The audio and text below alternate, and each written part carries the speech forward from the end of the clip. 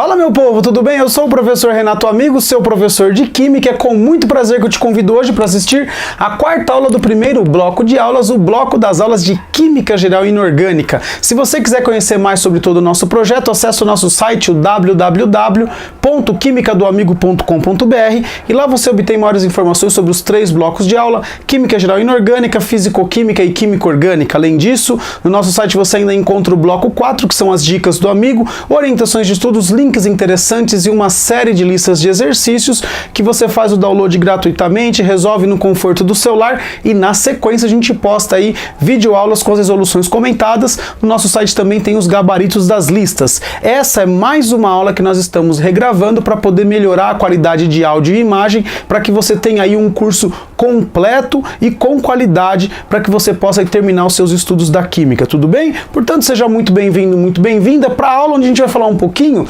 sobre as substâncias químicas. Até agora a gente te deu um panorama histórico da química, falamos um pouquinho sobre as propriedades, a gente vai usar muito na aula de hoje, e depois a gente falou um pouquinho para vocês sobre os estados físicos e as mudanças de estados físicos. Agora a gente começa a entrar aí no mundo de um químico mesmo, ou seja, como um químico trabalha. A ideia da aula de hoje é mostrar para vocês, definir o que é uma substância pura, dar alguns exemplos de como diferenciar substâncias puras. Na sequência a gente vai te falar mais ou menos como que um químico trabalha. Isso é uma curiosidade que muita gente tem no ensino médio, isso vem sendo cobrado um pouco nos vestibulares, para dar a rotina de trabalho de um químico, isso é muito interessante. E no final a gente vai conceituar sistemas. Por que a gente vai fazer isso? Porque isso vai servir de fio condutor para as nossas próximas aulas, onde a gente vai trabalhar com misturas. Eu defino hoje substância pura e na sequência a gente vai trabalhar com aquilo que é mais real mesmo,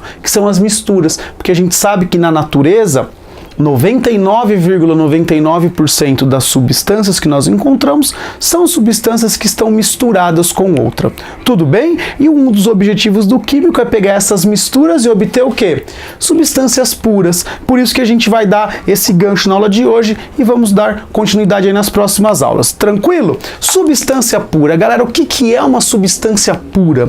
Uma substância pura, você primeiro não pode classificar uma substância pura pelo olhar. Você olha lá uma água límpida, cristalina, aquela água não necessariamente está pura. Aliás, ela não está pura. Ela está misturada com algumas outras substâncias. E aí você deve se perguntar, como que eu defino uma substância pura? Pessoal, uma substância pura é uma porção de matéria que vai apresentar um conjunto de propriedades específicas bem definidas. Então, olha que bacana. Uma substância pura apresenta, olha só, apresenta um conjunto, apresenta um conjunto de propriedades específicas definidas, propriedades específicas. E aí você já pode ir lembrando, né? Quais foram as propriedades específicas que a gente ensinou vocês, né? Propriedades específicas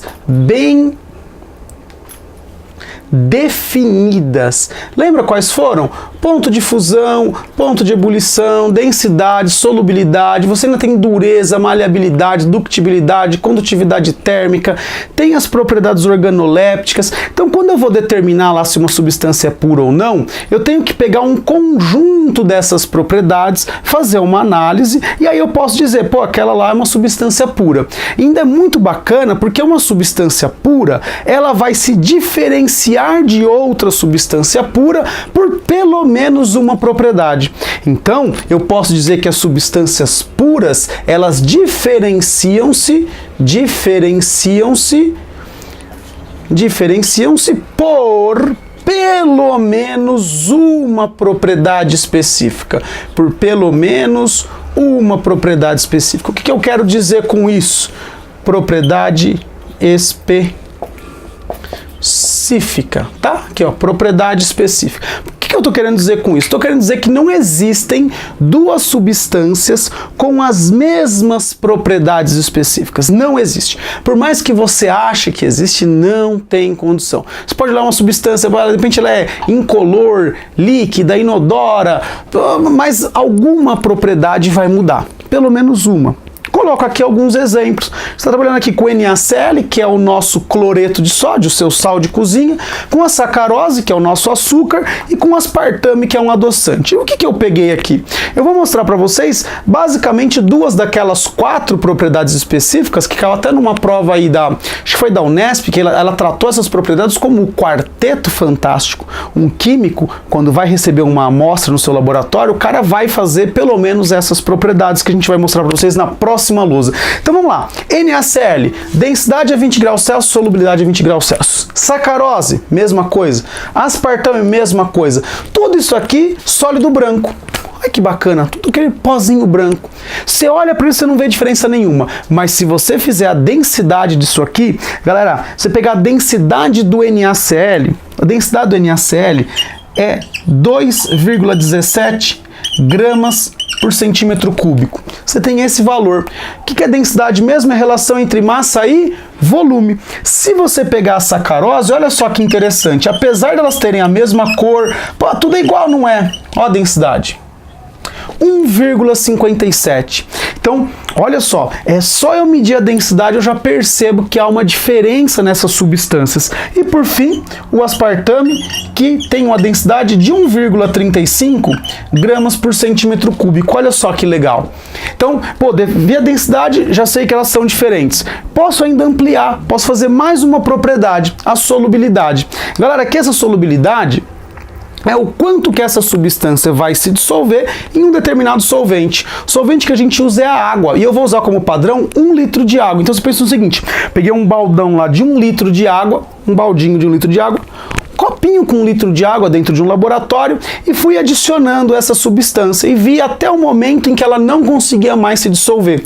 Sabe quanto que eu consigo colocar de NaCl a 20 graus Celsius? Eu consigo colocar 360 gramas em 1 litro de água. Olha, 360 gramas por litro de água. Já se eu pegar sacarose e colocar na água, olha só quanto que eu vou conseguir. 1970 gramas por litro. Pô, já dá pra ver uma puta de uma diferença. Então, olha só, a solubilidade de sacarose é muito maior que a solubilidade do NaCl, do cloreto de sódio. E olha só o aspartame, olha só que bacana. A solubilidade do aspartame é muito menor do que todas as substâncias que a gente está trabalhando aqui. São apenas 10 gramas por litro, mas o poder adoçante do cara é fenomenal. Por isso que você coloca um pouquinho de adoçante só, corresponde a um montão de açúcar, tá? Então ele tem um poder adoçante grande, mas uma solubilidade em água baixa. Olha só que bacana, beleza? Pessoal, eu vou dar uma licencinha agora, você copia e na próxima lousa eu vou te falar como é a rotina de um químico. Fala galera, voltamos aqui com uma lousa nova, onde eu coloco um problema. Estou no meu laboratório, recebi uma amostra, olha que frasco bonito que eu desenhei, e eu não sei o que tem dentro deste frasco. Ou seja, eu não tenho a menor ideia do que é essa substância líquida que eu acabei de receber. Qual que é o meu trabalho dentro de um laboratório? O meu trabalho dentro de um laboratório é analisar, olha só, analisar a maior quantidade de propriedades específicas, a maior quantidade de propriedades específicas possível, maior quantidade de propriedades. Então eu vou tentar esmiuçar, é um trabalho de detetive, é um trabalho de CSI, você vai tentar, você vai analisar tudo, densidade, solubilidade, ponto de ebulição no caso de uma amostra líquida, ponto de congelamento, eu vou resfriar ela, depois eu vou ver se ela reage com alguma coisa, vou testar um pH, vou verificar a cor, vou verificar a viscosidade dela, vou verificar todas as propriedades que eu tiver disponibilidade dentro do meu laboratório, tudo bem? Essas propriedades vão me dar alguns indicativos, então eu vou comparar essas propriedades que eu acabei de analisar, eu vou comparar as propriedades com um banco de dados. Então, eu vou comparar essas propriedades com um banco de dados. São informações que eu já tenho, porque, com certeza, alguém já fez isso. Então, eu comparo com um banco de dados. E uma vez que eu fiz toda essa comparação, eu tenho duas possibilidades. As propriedades que eu analisei, elas vão conferir integralmente com aquele meu banco de dados. O que eu posso dizer? Eu posso dizer que eu identifiquei a substância e eu tenho diante de mim uma substância pura. Olha só que bacana, porque eu consegui, né, chegar a uma conclusão. Eu fiz uma série de análises, comparei com o meu banco de dados, todas as informações conferiram, maravilha, já sei o que é. Ligo lá para o meu departamento de compras e falo, olha, o que você recebeu de amostra, o que você mandou de amostra para mim é isso, cozido e frito. De repente, pode ser uma matéria-prima, pode ser uma substituição de matéria-prima, pode ser um lote de importação que veio mais barato da China, e porra, o cara tem que analisar para saber o que é. E aí a gente já confirma isso lá para os caras e manda pau, a empresa vai, legal. Mas só que as propriedades podem não conferir. Quando as propriedades não conferem com aquilo que eu estava esperando, eu tenho duas hipóteses. Primeira hipótese, é outra substância. Pronto, é uma outra substância. Na verdade, aquilo que eu estava desconfiando acabou não dando muito certo. Eu vou ter que apelar para um outro banco de dados e procurar em cima de outras hipóteses. Ou então, o que acontece? Essa substância pode não ser pura. Isso pode ocorrer quando eu tenho diante de mim uma mistura de substâncias. Então, quando as propriedades não conferem com aquilo que eu estava esperando, eu posso ter uma mistura. Você deve estar pensando, que loucura, você pode fazer um teste em casa. Pega um copo com água, tá? Um copo legal, né? Que tenha caiba um certo volume legal de água, coloca um ovo dentro com cuidado. O que vai acontecer? O ovo vai afundar. Isso é água, você vai considerar, não é, tá? Mas você vai considerar como se fosse água pura. Beleza? Agora você vai pegar o quê? Vai colocar sal. Coloca sal lá dentro e mexe. Coloca sal e mexe. Cuidado para não quebrar o ovo, tá, topeira? Ó, coloca sal e mexe, sal e mexe. O que vai acontecer? Você vai ver que magicamente uma hora o ovo ele flutua. Por que o ovo flutuou? Porque o sal reagiu com o ovo? Nada disso. Porque o sal junto com a água formou uma mistura de substâncias e alterou a densidade da água. Então a densidade muda e o ovo passa a flutuar. Você vê, né? Então o ovo ele era mais denso que a água pura. Foi lá para o fundo. Quando você joga água com sal, a densidade da água aumenta e o ovo, evidentemente, continua com a mesma densidade, mas ele fica menos denso que a água pura. Ele vai lá para cima. E aí você está vendo em casa que realmente uma mistura não vai apresentar as mesmas propriedades que uma substância pura. Beleza? Tranquilo? Na próxima lousa, então, a gente vai falar um pouquinho sobre mistura e substâncias puras. Aguarda a mão um pouquinho que eu já volto com uma lousa nova. Por enquanto, você copia essa. Fala, galera, voltamos agora para sistematizar todo o nosso conhecimento. Sistema. O que é o sistema? É uma porção de material que eu posso analisar. Então, um sistema é um tanto de matéria que você vai analisar. Qualquer coisa pode ser um sistema. O ar atmosférico pode ser um sistema, a água que você tem na sua casa pode ser um sistema, a sua urina pode ser um sistema, o sangue pode ser um sistema. Você pode pegar uma rocha e a rocha ser um sistema, uma montanha pode ser um sistema. Você pode ter um sistema pequeno, um sistema grande, depende do seu tipo de processo, do seu tipo de trabalho, mas em suma, tudo que você pode analisar, uma porção daquilo você vai chamar de sistema. O que eu posso classificar o meu sistema? Eu vou dar uma classificação, primeiro uma classificação mais genérica, eu posso classificar o meu sistema como homogêneo ou heterogêneo. Antes de eu dizer o que é um sistema homogêneo e um sistema heterogêneo, eu vou querer dizer para vocês, o sistema homogêneo ele pode ser uma substância pura ou uma mistura de substâncias. Assim como, por incrível que pareça, um sistema heterogêneo, ele pode ser também uma substância pura ou uma mistura de substâncias. Ora, mas como que uma coisa pura pode ser heterogênea, já que eu aprendi na escola que o heterogêneo tem duas fases? Na verdade, quando eu tenho, por exemplo, água pura e gelo da mesma água pura, vocês concordam que vocês têm aí duas fases bem específicas? Você consegue enxergar o gelo na água? Mas depois de um tempo o gelo derrete. Sim, mas quando a gente vai fazer uma análise, a gente está falando daquele exato momento. Tudo bem? Então, vamos agora definir o que é um sistema homogêneo quando ele é uma substância pura. Ele vai ser um sistema homogêneo, né? Uma substância pura, quando ele apresentar apenas um estado físico. Então eu tenho aqui apenas um estado de agregação, um estado de agregação. E para ele ser puro, vamos lembrar o que tem que acontecer mesmo? Para ele ser considerado puro, todas as propriedades têm que ser bem definidas, elas têm que bater com aquele meu banco de dados, tudo bem? Então, quando eu tenho uma substância com todas as propriedades bem definidas e ela está apenas em um estado de agregação, eu vou dizer que aquele sistema que eu analisei, ele é homogêneo. É uma substância pura. E quando o sistema homogêneo é uma mistura? Quando essa mistura apresentar apenas uma fase. Agora eu não estou mais falando de estado de agregação, agora estou falando de fase. É uma única fase. Por exemplo, água com açúcar. Você não consegue enxergar o açúcar dentro da água.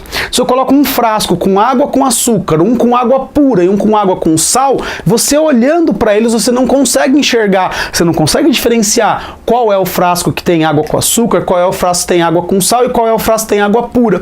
Como que eu vou diferenciar esses três frascos? Pelas propriedades. Aquele que apresentar as propriedades bem definidas, eu vou dizer que é o frasco com água, que é a substância pura, porque a gente sabe que quando eu adiciono água, quando eu adiciono sal, quando eu adiciono açúcar na água, as propriedades vão mudar, as propriedades não vão ser bem definidas, tudo bem? Então, olha lá, subsistema homogêneo, se ele for uma mistura homogênea, a gente vai classificar, a gente vai dizer que esse sistema tem apenas uma única fase, ou seja, você consegue enxergar apenas uma única coisa, tudo bem?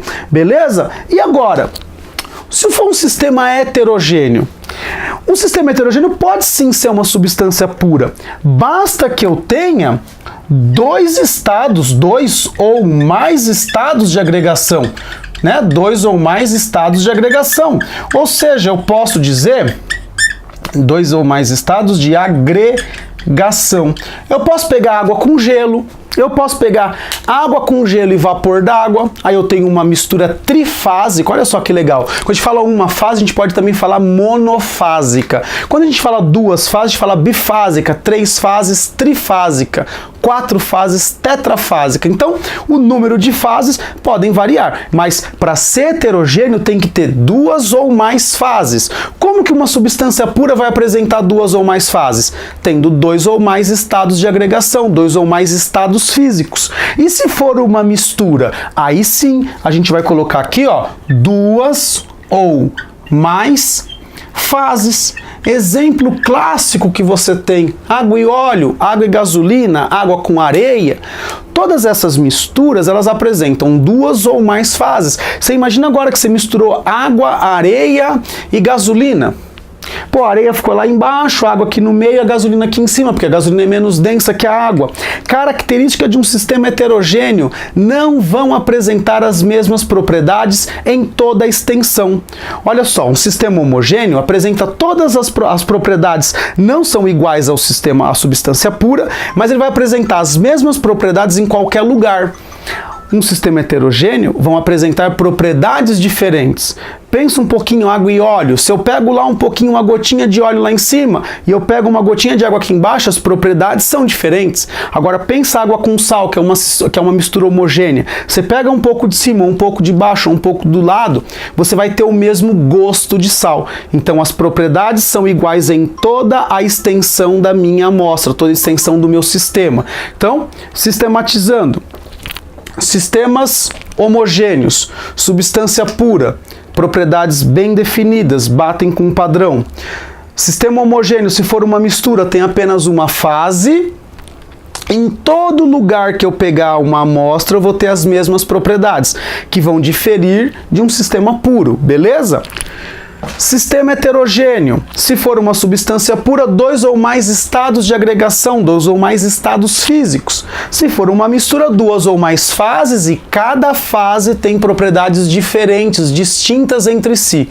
Beleza? Tranquilo? Pessoal, então vou dar uma licencinha para você terminar de copiar essa nossa sistematização e volto para te dizer que, infelizmente, mais uma aula regravada termina no nosso canal. Eu espero sinceramente que você tenha gostado dessa aula. Se assim você o fez, por favor, clique aí no botão curtir, curta o nosso vídeo, compartilhe com seus amigos aí nas suas redes sociais. Isso ajuda na divulgação do canal, isso ajuda a potencializar o nosso trabalho. Se depois dessa aula você tem alguma dúvida, sugestão, crítica ou elogio, por favor, deixe um comentário aqui no nosso canal, nos comentários aqui do YouTube, ou envie um e-mail para mim no quimicadoamigo@gmail.com.